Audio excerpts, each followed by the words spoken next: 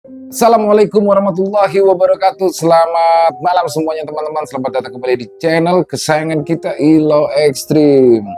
Dan semoga teman-teman di rumah selalu dalam keadaan sehat walafiat tanpa kekurangan satu apapun. Amin amin ya rabbal alamin.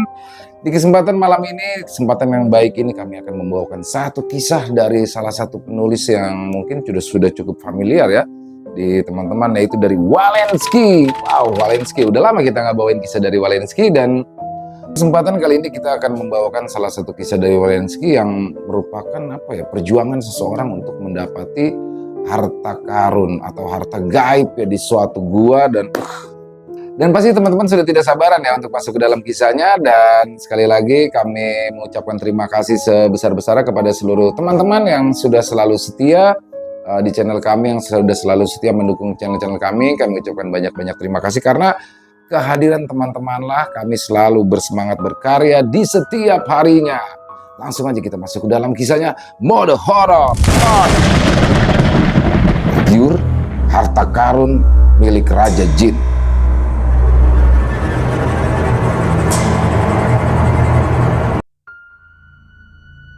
Richard nampak termenung di depan laptopnya. Wajahnya terlihat sangat lelah. Sudah berjam-jam lamanya ia duduk di situ, dengan asbak yang sudah dipenuhi oleh puntung rokok dan juga gelas kopi yang telah mengering. Ini sudah bulan ketiga usahaku terus merugi. Kalau begini terus, aku pasti bisa bangkrut, batinnya berucap sedih. Ya, Richard adalah seorang pengusaha restoran di salah satu kota besar yang ada di Jawa Timur. Namun, dia kini sedang berada dalam situasi sulit. Omset restorannya menurun drastis dalam beberapa bulan terakhir. Dan yang membuatnya sangat khawatir adalah ia mulai kesulitan untuk membayar pinjaman hutang di bank. Seluruh tabungannya sudah terkuras habis demi bisa untuk bertahan. Beberapa temannya pun telah coba dihubungi untuk dimintai bantuan, namun situasi yang sedang sulit akibat wabah penyakit yang sedang melanda negeri ini membuat seluruh teman-temannya pun juga berada dalam situasi yang sama. Hingga akhirnya dia pun mendapati kunjungan dari seseorang yang tak pernah diduga-duga, yang mana kunjungan itu akan mengubah jalan hidupnya. Sebuah mobil mewah keluaran terbaru nampak memasuki area parkir restoran. Tak lama kemudian, turunlah seorang lelaki dari dalam mobil itu sambil menjinjing sebuah tas kulit di tangan kanannya. "Pak Richard, apa kabar?" sapa lelaki itu tersenyum sambil membuka kacamata hitamnya. "Puji? Kamu Puji? Ya ampun, aku itu sampai nggak ngenalin," jawab Richard takjub. Ya, dirinya terus saja memandangi Puji yang kini nampak sangat jauh berbeda dari Puji yang dulu pernah ia kenal. Puji adalah sosok lelaki yang dulunya pernah menjadi cleaning service di restoran milik Richard. Lalu ia pun minta izin pulang kampung karena mendapati kabar jika bapaknya sakit, dan setelah itu Puji tak pernah kembali lagi. Namun kini penampilan Puji sudah sangat berubah, membuat Richard pun bertanya-tanya. Ayo duduk. Wah, kamu itu beda banget sekarang. Makin keren," ucap Richard sambil menggeleng-gelengkan kepalanya. Kemudian ia pun lalu melongok keluar, lalu bertanya, "Kamu diantar siapa?" tanya Richard sambil menunjuk mobil mewah yang terlihat terparkir di luar restorannya. "Ah, saya sendirian Pak, pakai mobil," jawab Puji singkat sambil tersenyum. Richard melongok sambil terus menatap ke arah mobil mewah itu dan kemudian kembali melihat ke arah Puji. "Serius? Wah edan, sudah sukses kamu sekarang ya," ucap takjub. "Nggak juga Pak, biasa saja kok," sahut Puji. "Memangnya kamu sekarang kerja apa?" tanya Richard lagi. "Ya, saya usaha rumah makan Pak, sama seperti Pak Richard. Ya, kecil-kecilan lah, yang penting bisa menghasilkan," balas Puji mencoba merendah. "Nah, kebetulan saat ini saya sedang mencari lokasi untuk membuka cabang baru di daerah sini. Ya, makanya sekalian saya mampir deh," ucap Puji lagi sambil mengeluarkan sebungkus rokok dari sakunya. Wah, hebat banget kamu, sampai bisa buka cabang pasti usahamu itu laris ya, sahut Richard takjub. Ya lumayan lah Pak, kan ilmunya juga saya dapat dari sini, jawab Puji sambil menyalakan sebatang rokok. Eh, gimana kabar usaha Bapak sekarang?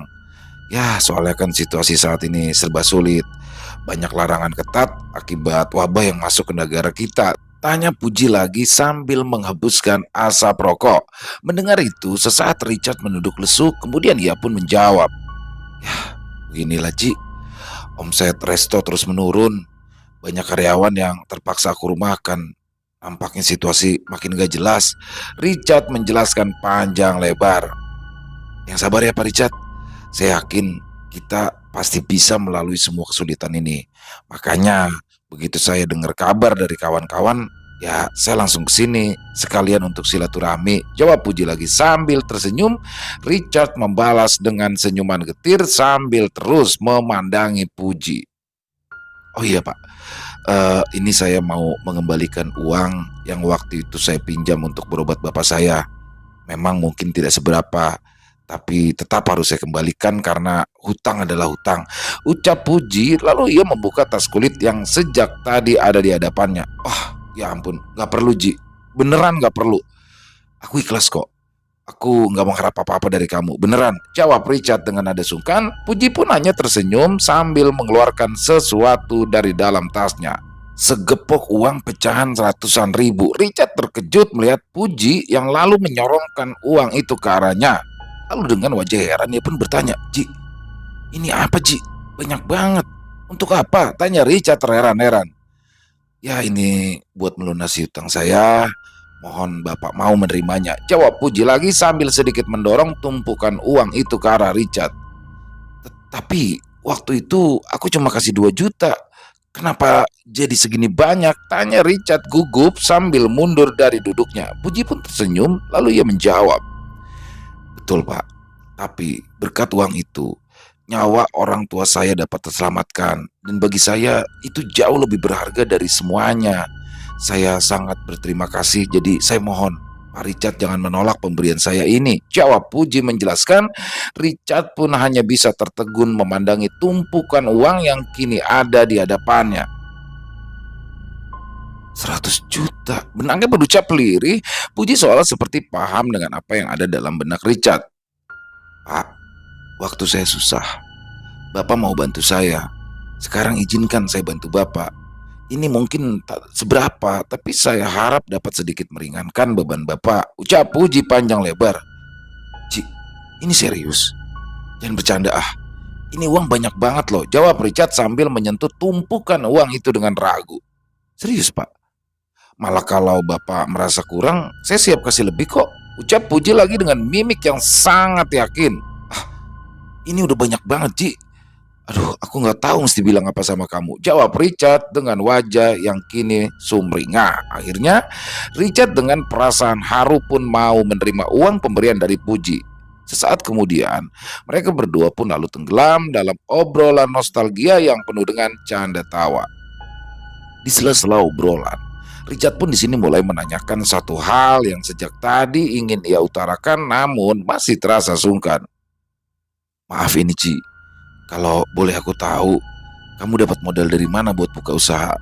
Soalnya setauku itu butuh modal yang lumayan besar loh buat buka restoran, tanya Richard ragu-ragu. Puji pun nampak tersenyum. Sepertinya dia pun sudah paham kalau Richard akan menanyakan hal itu. Kemudian ia pun nampak celingak-celinguk seolah ingin memastikan keadaan sekitar. Lalu kemudian menjawab, saya itu dapat harta karun Pak, jawabnya dengan wajah serius. Richard kaget kala mendengar jawaban Puji barusan. Lalu dengan tersenyum dia pun membalas, aku ngerti kok Ji, kalau kamu nggak mau kasih tahu, tapi ya jangan ngaco-ngaco gitulah, jawabnya, ucap Richard. Lalu ia pun tertawa, tapi wajah Puji tak berubah, malah kini nampak makin serius seolah-olah ingin meyakinkan Pak Richard. Saya serius Pak, ya mungkin memang terdengar ngaco ya, tapi saya benar-benar dapat harta karun kok, ucap Puji seraya duduk lebih maju.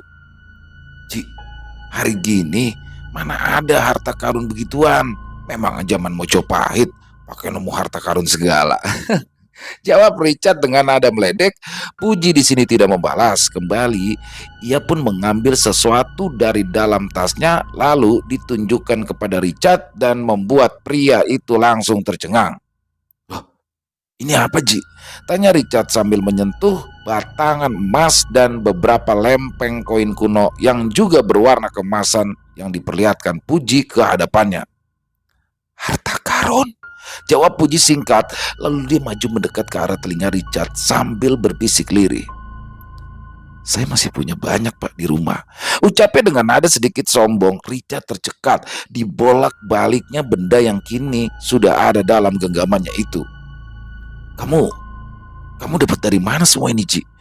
Ini gila, ini harganya bisa ratusan juta," Richard berucap sambil terus memperhatikan benda-benda tersebut. "Dari Raja Jin," jawab Puji lirih dengan mimik serius sambil memanggut-manggut. "Hah? Maksud kamu pesugihan?" tanya Richard kaget. "Oh, bukan. Saya nggak main yang begituan. Ini semua saya sudah ambil dari Goa Harta Raja Jin. Gratis, tidak pakai tumbal," ucap Puji dengan penuh keyakinan. Richard pun hanya melongo kala mendengar penjelasan dari Puji. Memang terdengar ngawur, tapi dari bukti yang sudah dibawa Puji terlihat semua sangat meyakinkan. Lalu di sini Puji pun kembali berucap dengan setengah berbisik. "Kalau Bapak mau, Bapak juga bisa dapatkan semua ini. Tenang saja, nanti akan saya beritahukan caranya," ucap Puji lirih. Richard nampak termenung. Semua yang sudah dikatakan Puji membuat dirinya tenggelam dalam pikirannya sendiri. Dia nampak bimbang. Di satu sisi, dia masih belum sepenuhnya percaya akan semua yang dikatakan Puji. Tapi di sisi lain, cerita kesuksesan Puji dan semua bukti yang sudah diperlihatkan membuat hatinya mulai terbujuk. Lalu, kemudian akhirnya dia pun membalas. "Kalau memang benar, pastikan ini semua ada syarat dan juga resikonya, kan? Nggak mungkin benar-benar gratis main comot aja," tanya Richard. Puji pun tersenyum, lalu kemudian ia menjawab, "Ya, betul. Memang ada beberapa syarat yang harus kita jalani dan memang ada risikonya. Risikonya adalah nyawa kita sendiri." "Hah? Nyawa edan?" teriak Richard sambil menggeleng-gelengkan kepalanya. "Betul, tapi hasil yang didapat sangat sepadan. Bapak bisa lihat sendiri, kan?" jawab Puji lagi sambil membentangkan tangannya seolah-olah memamerkan dirinya. "Asal kita mau mengikuti semua petunjuk dengan benar, saya yakin pasti berhasil. Kalau saya bisa, kenapa Bapak enggak?" ucap Puji coba untuk meyakinkan Richard di sini kembali terdiam. Ia berpikir keras. Bujukan dari Puji sedikit membesarkan hatinya. "Bagaimana, Pak? Bapak mau saya bantu? Ini semua demi kelangsungan bisnis Bapak loh. Saya benar-benar gak ada maksud lain kok," ucap Puji menambahkan. Tunggu dulu. Aku benar-benar belum paham. Coba kamu tolong ceritakan semuanya secara jelas, biar aku bisa yakin untuk mengambil keputusan," jawab Richard lagi. Puji pun lalu tersenyum, kemudian ia mulai bercerita panjang lebar. "Jadi begini, Pak. Waktu itu, saya bertemu sahabat dari bapak saya yang datang ke rumah untuk menjenguk. Ternyata dia orang kaya, tanahnya di mana-mana. Dia prihatin dengan kondisi kami. Kemudian coba menawarkan bantuan kepada saya, yaitu dengan cara memberi petunjuk dan juga informasi tentang harta karun Raja Jin. Awalnya saya juga nggak percaya, tapi waktu itu saya tidak punya alasan untuk menolak karena ya saya memang butuh." Puji menghentikan ceritanya kembali. Ia menyalakan sebatang rokok, lalu kemudian lanjut bercerita. "Jadi harta karun Raja Jin itu ya semacam upeti yang diambil secara diam-diam dari semua harta yang didapat dengan cara haram. Dari hasil merampok, maling, begal, judi atau menipu. Dan itu ternyata ada beberapa yang diambil oleh Raja Jin tanpa sepengetahuan pemiliknya." Richard pun di sini nampak manggut-manggut, terus menyimak semua cerita dari mulut Puji. Sedikit demi sedikit, ia pun mulai paham. "Lalu?" tanya Richard tak sabaran. Seluruh harta itu lalu dikumpulkan oleh Raja Jin dalam satu tempat. Coba Pak Richard bayangkan, harta rampasan sejak zaman dulu kala itu. Banyak sekali, Pak. Segunung, ucap Puji antusias. Dan ternyata Sahabat bapak saya itu dulu pernah berhasil mengambil sedikit dari harta karun itu. Dan waktu itu bapak saya sempat diajak tapi dia tidak mau. Dan harta karun itu disimpan oleh Raja Jin itu di beberapa lokasi, Pak. Ada yang di dasar laut, ada yang di dalam tanah, ada yang di atas gunung dan juga di dalam hutan. Tapi semua lokasi itu hanya bisa ditemukan dengan melakukan ritual atau lelaku terlebih dahulu karena lokasinya memang tak kasat mata. Richard sangat serius dengan apa yang didengarnya. Diam-diam ia mulai tertarik. Lalu cara mendapatkannya bagaimana? Pasti juga tidak mudah kan? Tanya Richard dengan rasa penasaran. Di sini Puji langsung memajukan kursinya mendekat ke arah Richard lalu kembali bicara. Betul, Pak. Memang akan ada beberapa rintangan yang harus kita lalui. Rintangannya apa? Tanya Richard singkat. Ada dua macam, Pak. Pertama, kita akan menghadapi sesuatu yang paling kita takuti dengan bentuk yang berbeda-beda. Karena setiap orang memiliki rasa takut pada sesuatu yang juga berbeda-beda. Jelas Puji lagi.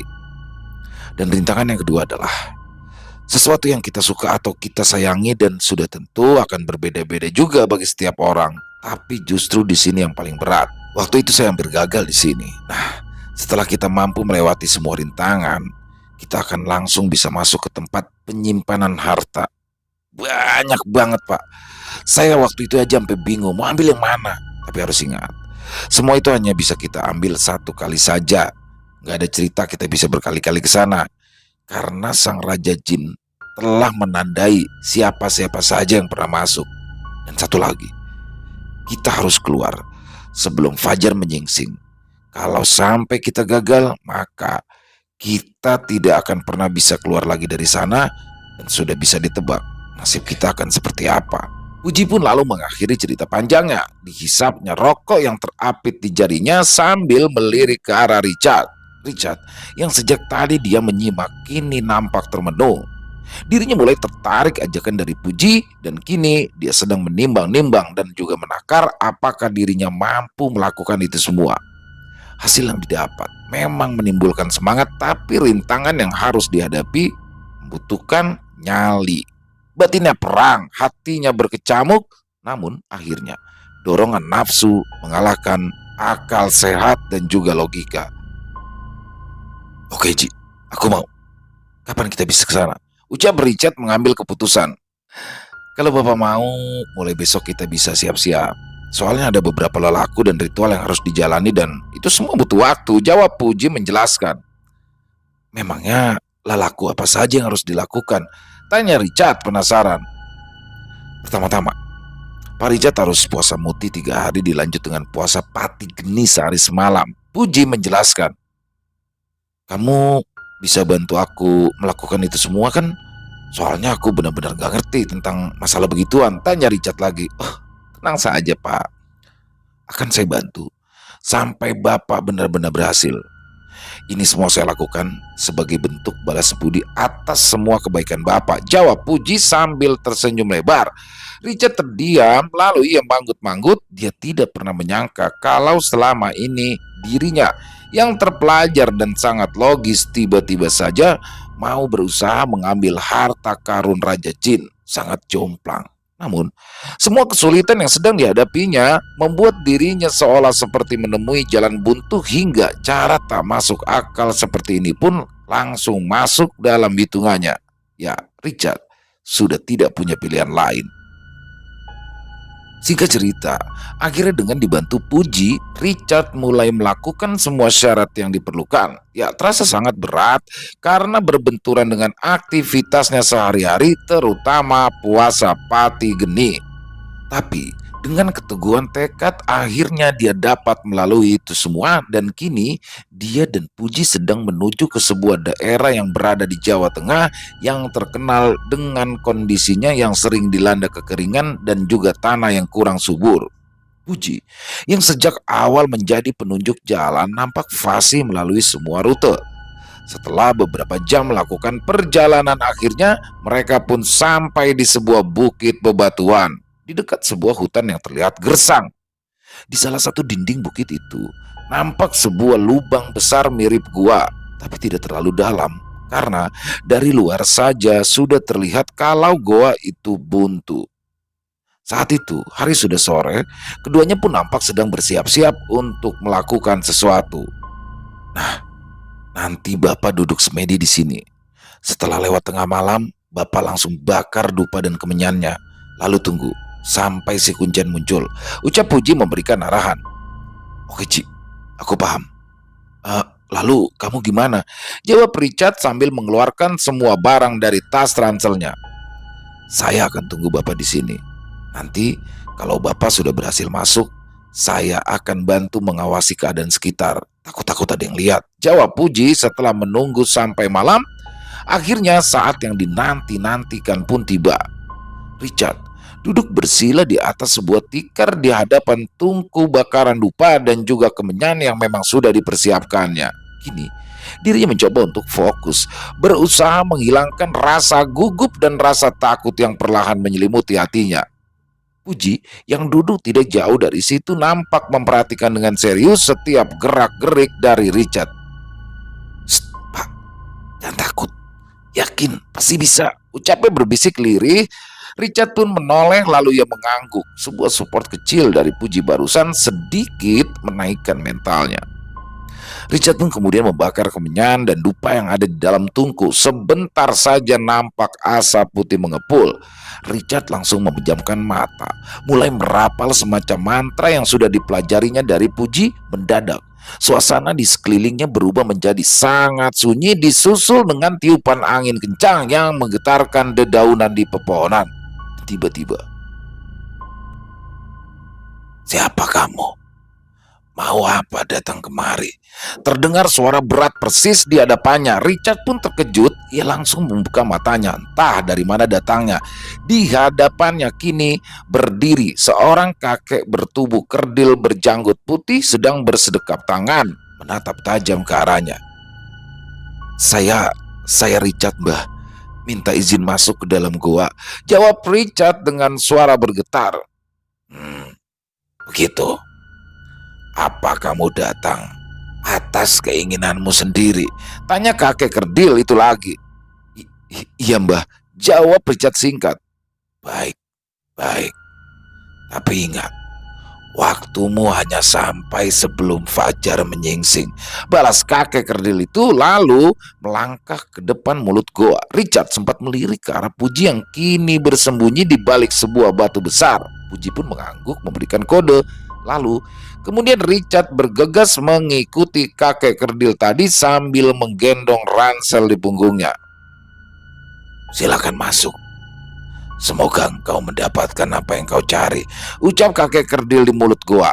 Di depan mulut goa nampak suasana sangat gelap.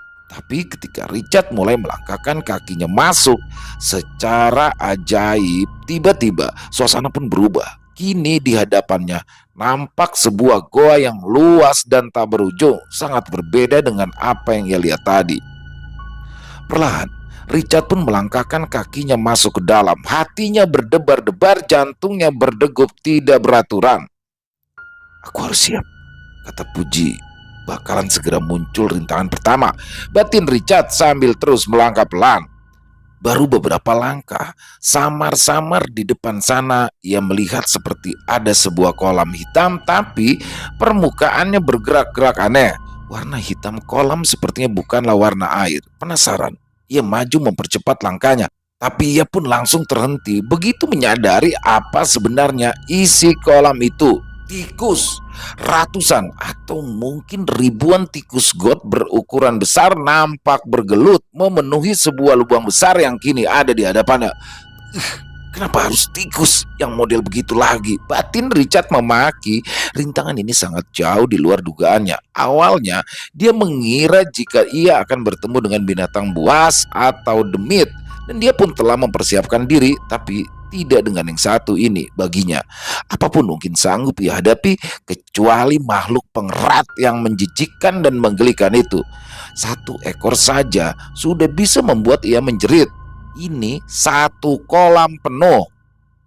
Lama ia termenung di tempatnya berdiri sambil terus memandangi gerombolan makhluk hitam berbulu yang membuat dirinya merinding geli itu.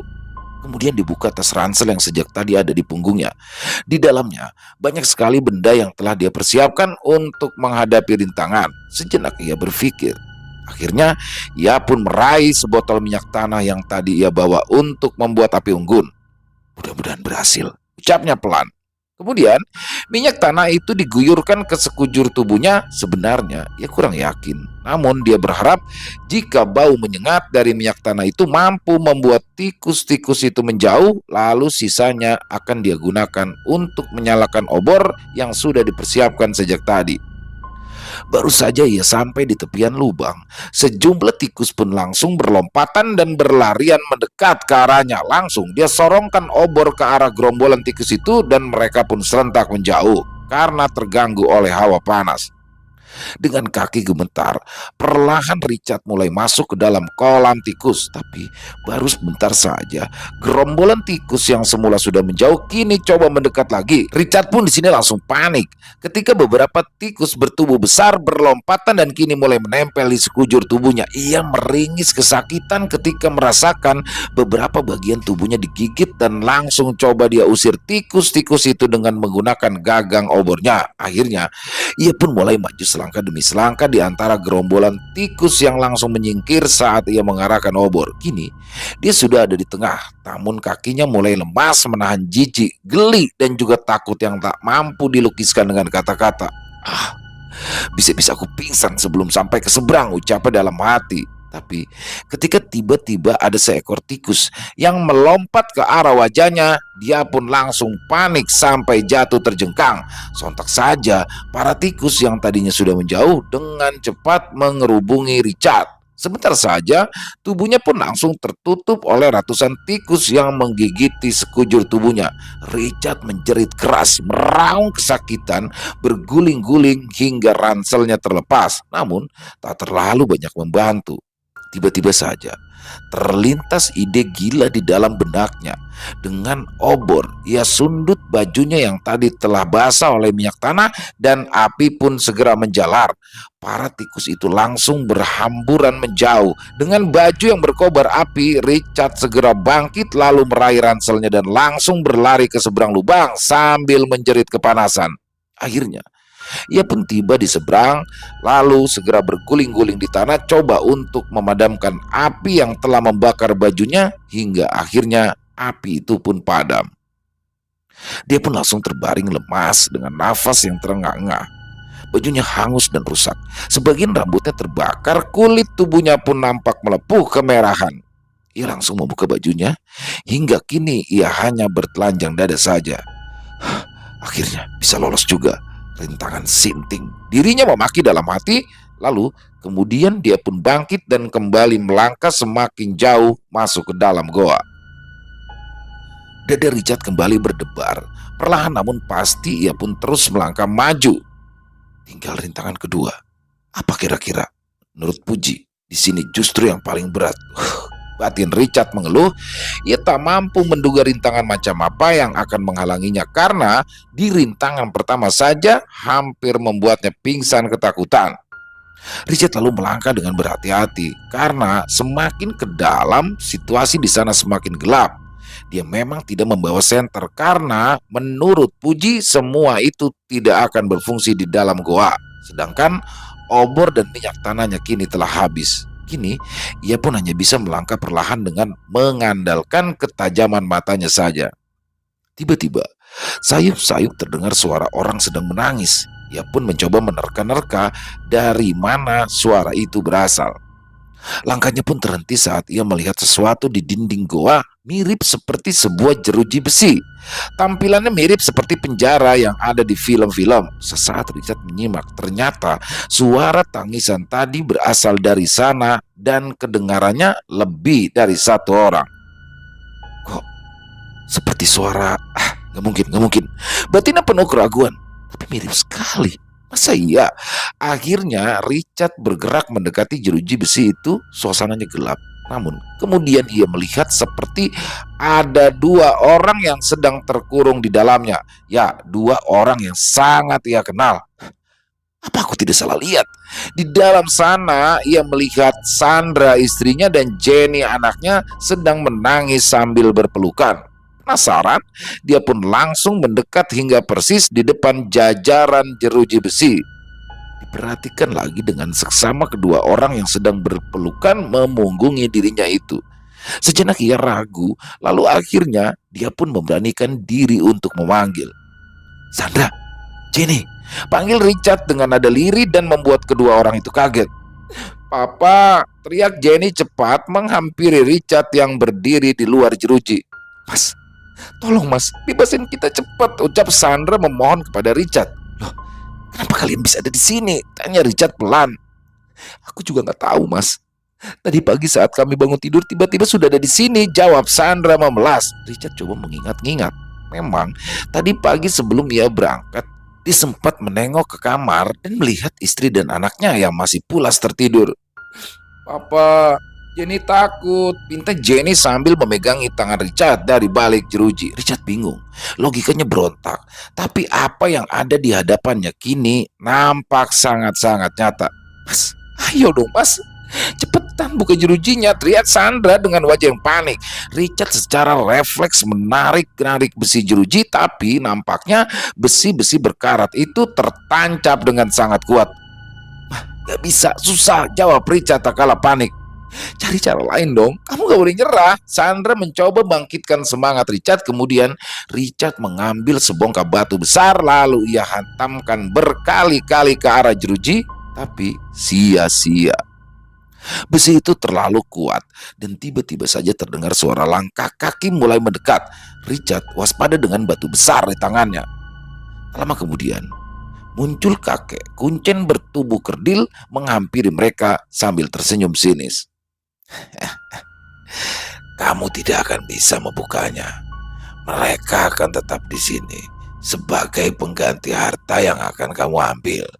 Kecuali kau urungkan niatmu itu, ucap sang kakek. Richard pun sangat terkejut.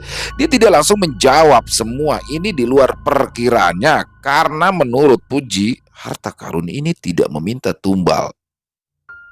Lalu dia kembali memandangi anak dan istrinya yang masih menangis memelas di balik jeruji besi.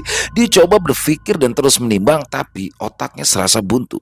Setelah lama diam, akhirnya ia berucap lantang. Ini semua pasti cuma tipu muslihat. Ini semua tidak nyata, ucap Richard memberanikan diri. Tipu muslihat katamu. Coba kau perhatikan baik-baik. Memangnya kau tak mengenali anak dan istrimu sendiri? Sang kakek menunjuk ke arah jeruji besi. Mas, cepat bebaskan kita. Aku takut mas, pinta Sandra sambil terus mengguncang-guncang jeruji besi itu. Ya Tuhan, apa yang harus aku lakukan? Apa ini semua nyata? Batin Richard kebingungan. Sang kakek memperhatikan gerak-gerik Richard yang kebingungan. Dia pun lalu tersenyum kemudian berkata, kenapa diam? Masih tidak percaya kalau itu benar keluargamu? Ya sudah, lanjutkan saja niatmu. Tapi jangan harap bisa bertemu mereka lagi. Richard kembali memandangi anak dan istrinya. Dia benar-benar tidak tahu apa yang harus dilakukan. Dia ingin lanjut, tapi keluarganya menjadi taruhan. Namun kemudian sang kakek kerdil itu kembali berucap, aku tahu kamu bingung untuk memilih. Sekarang aku berikan satu penawaran untukmu. Dia pun lalu mengambil sebuah karung dari sudut gua yang gelap. Richard terus memperhatikan gerak-gerik sang kakek dengan batu di tangan untuk tetap berjaga. Ini untukmu. Silakan kamu bawa dan keluargamu akan tetap bebas, ucap kakek itu sambil menyodorkan sekarung penuh berisi uang. Richard melongok melihat uang sebanyak itu, satu karung. Tanpa sadar ia pun lalu mendekat untuk sekedar memastikan. Dengan ragu-ragu disentuhnya uang itu diiringi senyum sinis sang kakek. Kamu boleh bawa semua uang itu beserta keluargamu. Uang dapat, keluarga pun selamat, ucap sang kakek. Richard memandangi sekarung uang yang ada di hadapannya. Lalu ia berpaling ke arah keluarganya yang terkurung di balik jeruji.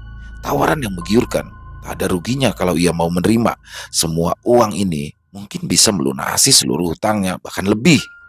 Tapi kemudian logikanya berpikir, dia tak yakin kalau semua ini nyata, tapi dia pun harus tetap memastikan dan dia sudah menemukan caranya.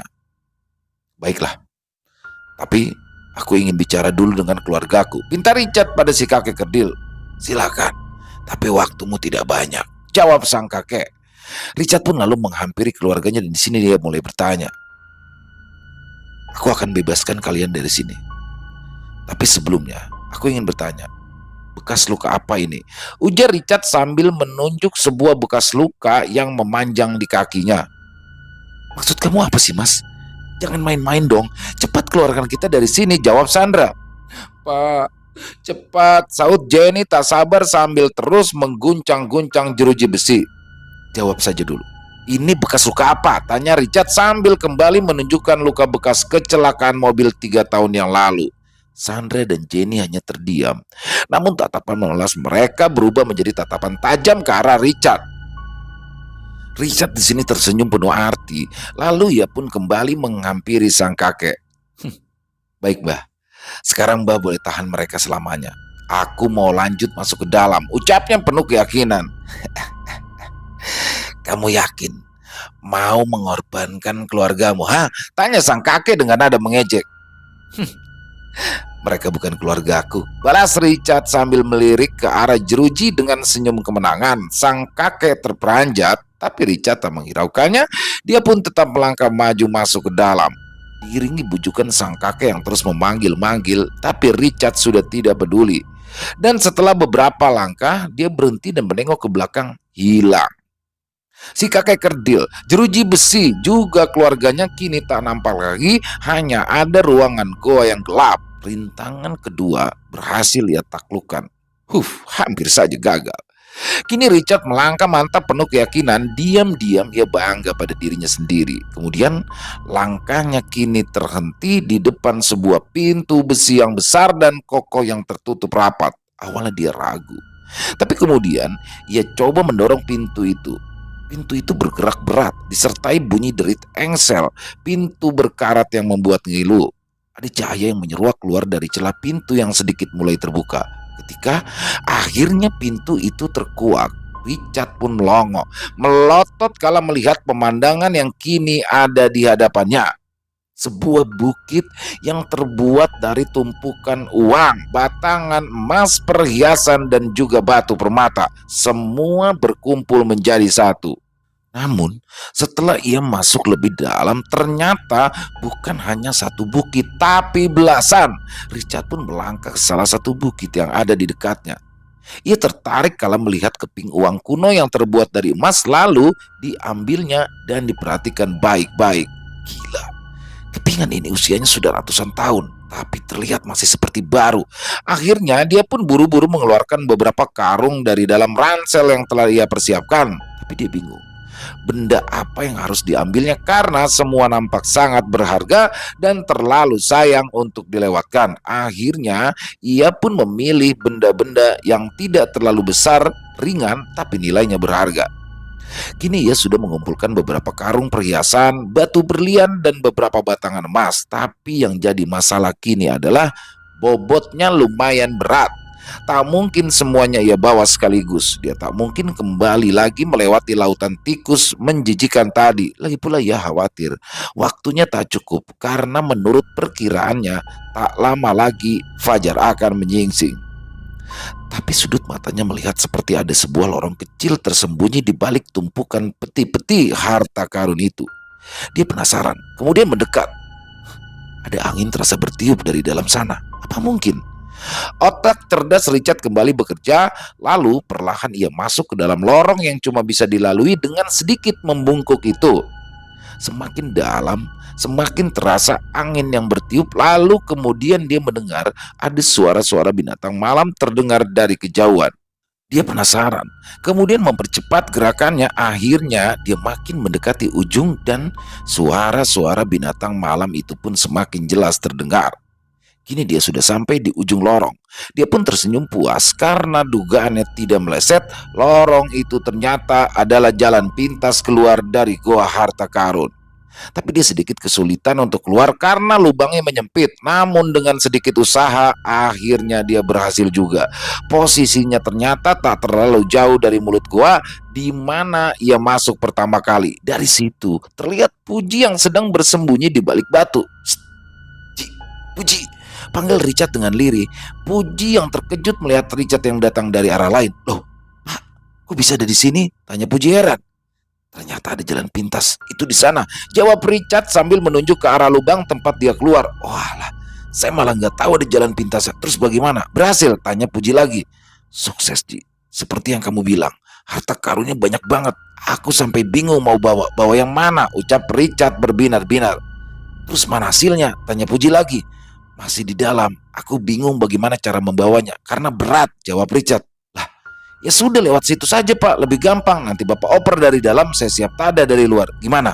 ucap Puji memberikan solusi. "Ya sudah, ayo bantu aku. Kita harus cepat, takut keburu pagi," ajak Richard lagi sambil menuju lubang jalan pintas tadi. Puji pun mengikuti dari arah belakang sambil celingak-celinguk waspada. Akhirnya mereka berdua pun sibuk memindah-mindahkan barang-barang yang tadi berhasil dikumpulkan. Tapi karena lubangnya terlalu kecil, jadi mereka pun harus mengeluarkannya sedikit demi sedikit secara estafet dari dalam lubang. Richard memberikannya kepada Puji yang menerima dari arah luar. Akibat medan yang sulit, proses itu memakan banyak waktu hingga tanpa terasa hari pun hampir menjelang pagi. "Ayo Pak, cepat, waktunya hampir habis," desak Puji kepada Richard yang ada di dalam lorong sempit itu. "Ya Ji, tinggal satu karung lagi," balas Richard. Dan tanpa disangka-sangka, setelah hampir selesai, tiba-tiba saja Puji meraih sebuah batu lalu menghantamkannya ke arah kepala Richard. Prak! Richard terpelanting masuk kembali ke dalam lorong sempit. Apa-apaan ini?" teriak Richard kesakitan, kepalanya langsung berdarah. Di luar sana, Puji nampak tersenyum sinis, wajahnya kini terlihat bengis. "Maaf Pak, sebenarnya semua harta ini memang meminta tumbal. Dan Bapak sendiri adalah tumbalnya," jawabnya sambil tersenyum licik. Apa maksud kamu?" teriak Richard sambil coba bangkit namun kembali tersungkur dengan wajah sinis. Puji kembali berkata, "Sebenarnya waktu itu saya gagal Pak. Saya pun sudah pasrah. Tapi Kuncen memberikan saya satu penawaran. Saya dibiarkan tetap hidup dan membawa harta karun yang saya mau, tapi dengan syarat harus membawa orang lain sebagai pengganti, dan dia harus datang secara sukarela tanpa paksaan. Dan si Kuncen juga berjanji, dari setiap tumbal yang saya bawa, maka harta saya akan semakin bertambah. Tapi bila berhenti memberikan tumbal, maka semua harta saya akan musnah dan saya akan mati. Bapak adalah orang ketiga yang sudah saya bawa ke sini. Bapak ingat, Dodi dan Mariono dulu. Karyawan Bapak dulu, mereka sudah saya tumbalkan lebih dulu. Sebenarnya saya itu tidak pernah buka usaha restoran Pak atau apapun. Saya sengaja mengarang cerita agar Bapak terpujuk. Maaf Pak, saya tidak punya pilihan lain. Tapi saya kagum. Saya nggak nyangka Bapak bisa berhasil bahkan sampai menemukan jalan pintas. Saya saja tidak tahu kalau ada lubang itu. Selamat tinggal Pak. Bapak baik-baik ya di dalam sana, ucap Puji meledek kemudian menutup mulut lubang dengan sebuah batu besar. Sial, Richard memaki kesal. Lalu masih dengan rasa sakit di kepalanya, ia pun mencoba merayap dan berusaha menggeser batu namun sia-sia. Akhirnya ia pun mundur kembali menuju ke ruang harta karun. Ia coba bangkit lalu berjalan sempoyongan menuju pintu besi. Tapi tiba-tiba dari balik pintu terdengar suara menggeram keras. Richard bersurut mundur ketakutan, lalu dengan tertati-tati berusaha menjauh tanpa berani menoleh. Di balik salah satu bukit harta, Richard meringkuk sambil memejamkan matanya. Dadanya berdegup keras, nafasnya mendengus tak beraturan. Terdengar pintu besi dibuka lebar. Richard setengah mati berusaha menahan nafas sambil mengucapkan doa-doa dalam hati sebisanya. Tapi setelah beberapa saat, suasana pun terasa sunyi. Richard yang masih meringkuk sambil bersandar pada sebuah peti menjadi bertanya-tanya. Ia memaksakan nyalinya untuk sekedar mengintip. Terlihat pintu besi yang sudah terbuka lebar, namun tak ada siapa-siapa di sana. Sejenak ia ragu, namun akhirnya ia pun memberanikan diri untuk keluar dari tempat persembunyiannya lalu merangkak perlahan menuju ke arah pintu. Tapi tiba-tiba ia merasa seolah seperti ada bayangan orang di belakangnya. Spontan ia menengok dan langsung terkejut. Di situ telah berdiri sang kakek bertubuh kerdil sambil bersedekap menatap tajam ke arahnya. "Mbah, tolong saya, Mbah. Saya mau keluar dari sini," pinta Richard memelas. Sang kakek menggeleng sambil tersenyum penuh arti. Mendadak, hawa seisi ruangan berubah menjadi sangat panas dan terjadilah sesuatu yang tidak disangka-sangka. Perlahan, sang kakek menjelma menjadi sosok raksasa bertanduk besar berkulit merah dengan nyala api yang berkobar menyelimuti sekujur tubuhnya. Sang Raja Jin. Kemudian, dengan satu tangannya ia pun mencengkram tubuh Richard, diangkatnya tinggi-tinggi lalu ditatapnya Richard dengan pandangan penuh amarah. Richard meraung kesakitan. Tubuhnya meleput terbakar dalam genggaman tangan sang Raja Jin. Akhirnya, ia cuma bisa pasrah dan menangis ketika sang Raja Jin mengarahkan kepalanya ke arah mulut, siap menelan dirinya bulat-bulat. Selesai. Wow, luar biasa. Walensky lagi-lagi memberikan kisah yang sangat luar biasa ya menurut saya. Dan sekali lagi ya, kemiskinan, keterpurukan, kondisi ekonomi akhirnya membutakan manusia. Di sini Richard ini kan orang yang terpelajar, bos dari satu restoran atau rumah makan, tapi bisa terpengaruh dengan seorang puji yang mantan karyawannya yang mengaku telah mendapati kekayaan dengan cara mengambil harta karun milik Raja Jin. Ternyata dia sudah terkena tipu dayanya ya. Di sini sih itu yang paling saya soroti. Jadi kembali lagi ekonomi ya, kondisi ekonomi keuangan membutakan mata orang. Dan sekali lagi, seandainya berhasil pun pasti akan ada sesuatu yang harus dibayar ya. Karena percayalah, tidak akan pernah ada yang gratis dalam hal pesugihan atau pengambilan harta gaib atau uang gaib. Tidak pernah akan ada yang gratis, selalu akan ada yang dikorbankan di situ. Jadi semoga kisah ini bisa menjadi pembelajaran juga buat kita ya. Banyak sekali hikmah-hikmah positif dari sini.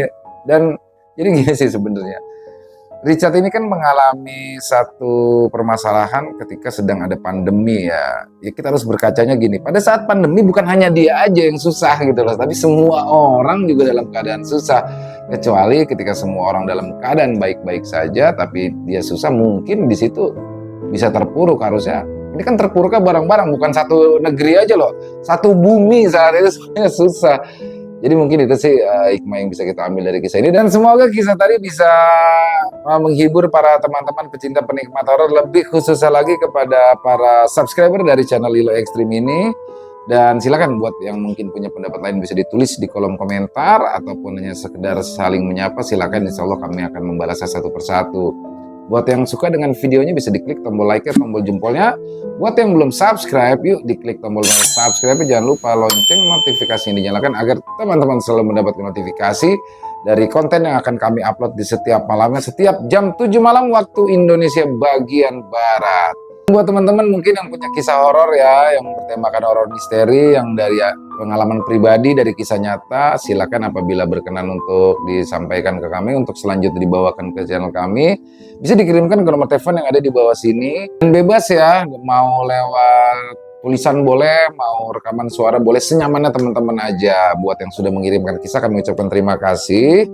Dan di akhir kata, saya Ilo mengucapkan permohonan maaf apabila mungkin ada kata-kata saya yang salah ataupun ada kata-kata saya yang kurang berkenan. Saya mohon dibukakan pintu maaf yang seluas-luasnya.